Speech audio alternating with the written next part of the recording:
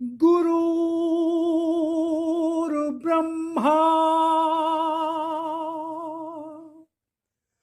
गुरुर्विष्णु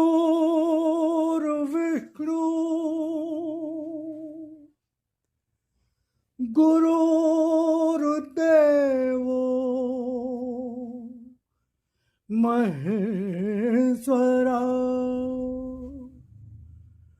गुरुर्साक्षात् परब्रह्म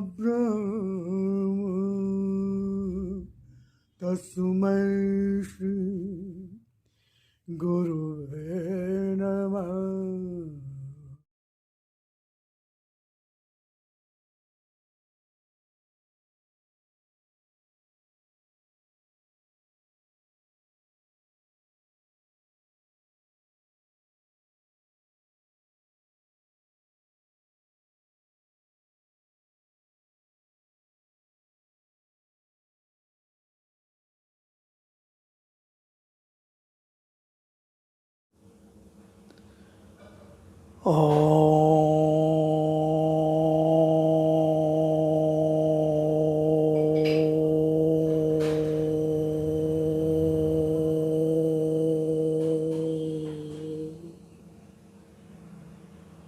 ॐ भूर्भुवः स्वः तत्सवितुर्वरेण्यं भर्गो देवस्य धीमहि धियो यो नः प्रचोदयात्।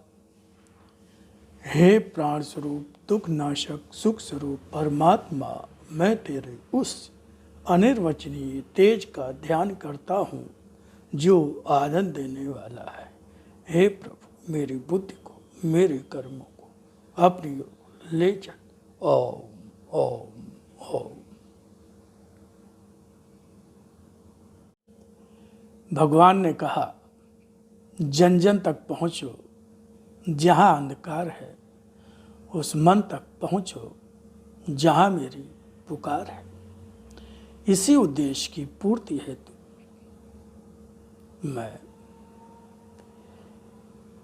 इन वाणी की सामग्री को आपके समक्ष लाता रहा हूँ, लाता जा रहा हूँ, लाता रहूँगा। तो शुरू में मैं भगवान की वाणी का परिचय देता हूँ, जिसमें 2 से 3 मिनट लगते हैं। उसके पश्चात भगवान की वाणी का प्रारंभ होता है।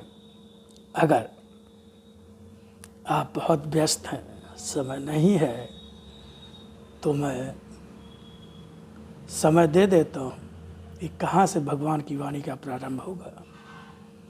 तो समय का अभाव होने पर आप वहाँ से उसको सुन सकते हैं, अन्यथा मेरा तो निवेदन आग्रह होगा कि आप उसको पूरा ही सुने। ओम ओम ओम राम।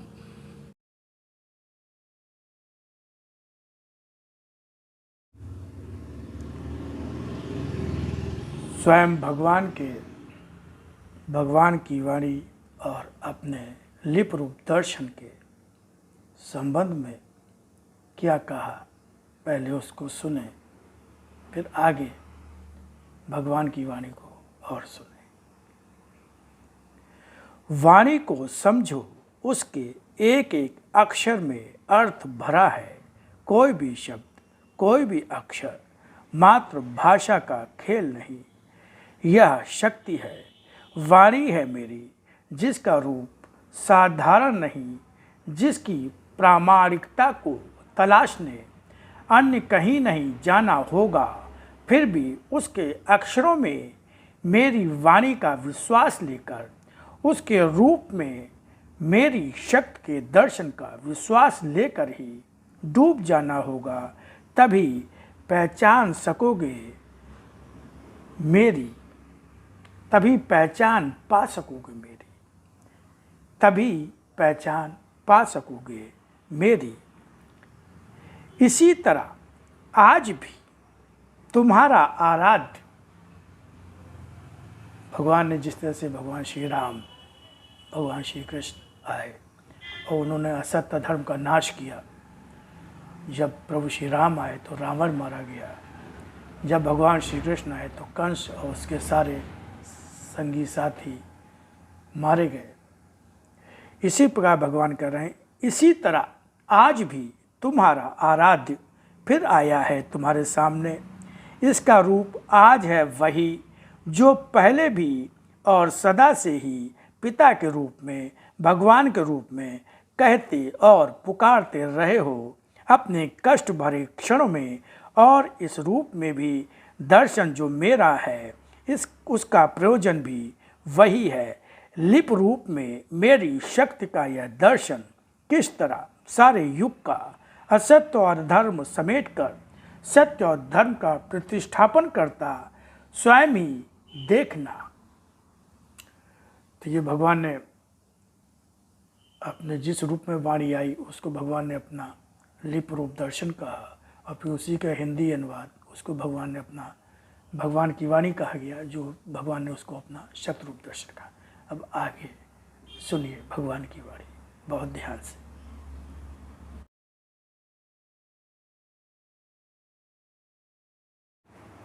जो सेवा वृत्ति अपनाता त्याग का जीवन जीता है, मेरा भक्त बन जाता है। साधना करता हुआ तुम्हारा जीवन सत्य के निकट पहुंचकर सत्य को ही प्राप्त होने जा रहा है। सत्य के निकट पहुंचकर सत्य को प्राप्त होने का अर्थ सशरीर मोक्ष प्राप्त मन को पा लेना है।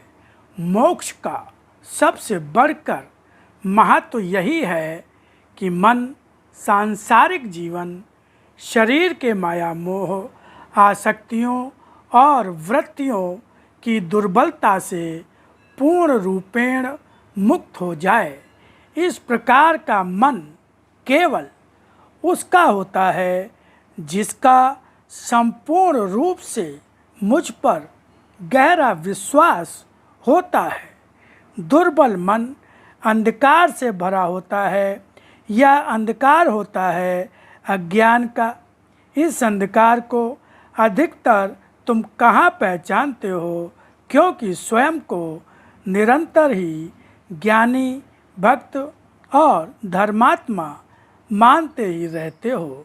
अपने विषय में, अपनी शक्ति के विषय में अहंकार से भरकर चर्चा करते रहते हो।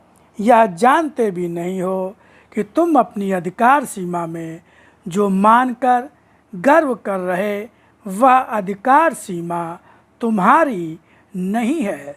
जिस शरीर की बनाई है वह भी तुम्हारा नहीं है। क्या तुम यह जानते हो कि तुम क्या हो? तुम एक दुर्बल प्राणी हो जो अपना अस्तित्व बनाए रखने के लिए चिल्ला चिल्ला कर बताना चाहते हो कि तुम भी कुछ हो। परछाई चिल्लाती रहे तो क्या उसका अपना अस्तित्व बन सकता है? शरीर के हटते ही परछाई हट जाती है। शरीर की परछाई भी केवल प्रकाश होने से ही दिखाई देती है।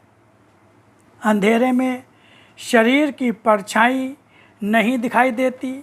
इसी तरह शरीर भी अपने अस्तित्व की महिमा गा सकने योग्य नहीं है। सूर्य का प्रकाश हर अंधकार को चीरकर प्रकाश में बदल देता है। तुम्हारा जीवन भी अगर हर ओर के फैलते अंधकार को दूर कर पाया तो तुम्हें अपने विषय में कुछ बताना नहीं होगा। मन को साधो जो तुम्हें दुर्बल बनाता रहता है और तुम अपने आप को शक्तिशाली मानते रहते हो। यह भ्रम का बंधन बालू की उस दीवार की तरह है जो हल्का सा झटका भी सह नहीं पाती, ढह जाती है। ओम।